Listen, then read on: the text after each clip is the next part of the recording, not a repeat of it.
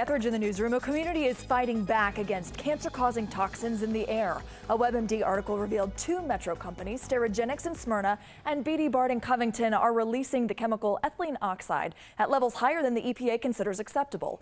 Now, it is legal because these facilities have state permits, but the community says that is not enough.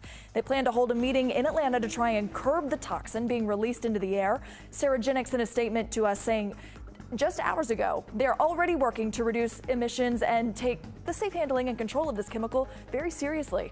They say more voluntary improvements should be done in the next 12 to 24 weeks. The community meeting is tonight at 7:30 at Atlanta Free Thought Society.